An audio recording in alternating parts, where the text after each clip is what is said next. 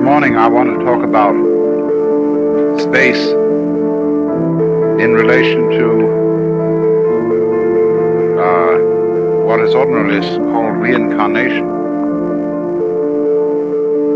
because this is one of the most fascinating applications of the sense that space constitutes something significant.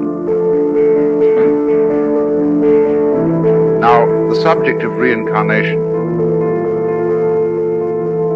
is one around which is ringed an incredible amount of hocus pocus. And yet, there is something in it.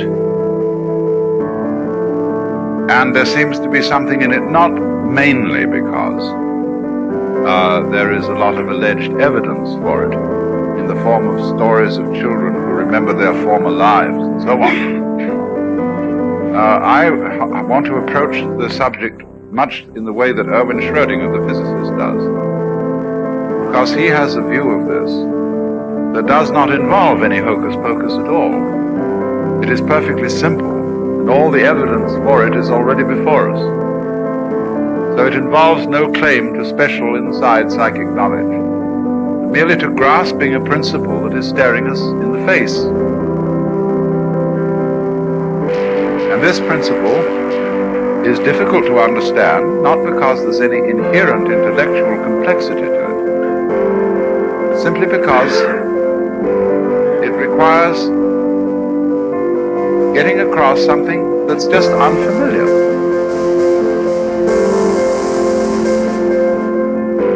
There is obviously some sort of analogy, which I've already drawn your attention to, between space and unconsciousness. Between stars there is darkness. Between stars there is not the energy which constitutes a so-called body. In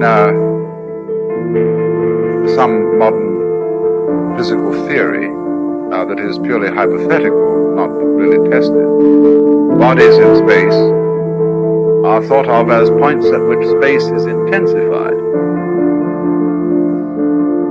But at any rate, there are these gaps, these intervals, and obviously the unconscious state must appear always to the conscious state as a gap or interval.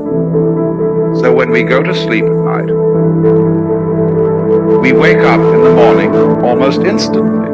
In other words, there appears to have happened nothing except something quite vague between going to sleep and waking, unless you had dreams. And so you can conceive, or barely conceive, going to sleep but not waking up, or the reverse of it, waking up without ever having gone to sleep, which appears to be the nearest we can imagine to death and birth respectively. Go to sleep and never wake up when we die. When we were born, to wake up, but not to remember ever having gone to sleep. And of course this bugs our imagination, because it's inconceivable in terms of consciousness. People are afraid, some people are afraid, of the possibility of eternal annihilation. And I suppose one of the most eloquent expressions of that is John Betjeman's poem, Before the Anesthetic, where he would prefer rather even the dismal hells than that this I should cease to be.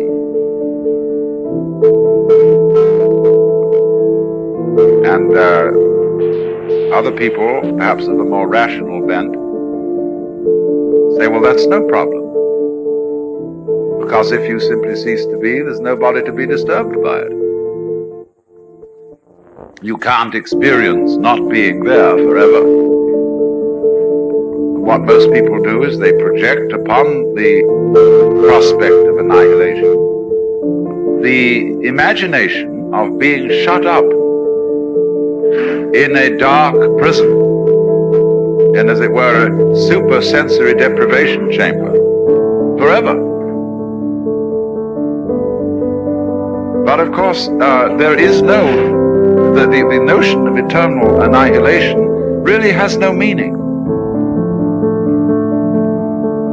It is an attempt to conceive nothingness, non-experience, and so far as our imaginations are concerned, nature abhors a vacuum. We have to project something into that,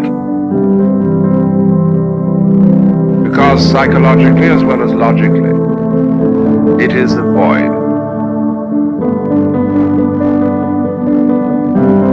However, you see, just as we've been discussing the notion that all creatures whatsoever, not to mention all people, feel themselves in the middle. They feel central to their experience. And being central to experience is the nearest thing I can conceive as a meaning for the word I. Not an ego, because that is a social structure, a social institution, which has been kind of implanted upon our psychological behavior, upon, shall we say, experience, because experience is a thing that we are taught. We are taught what experiences are permissible and what are not.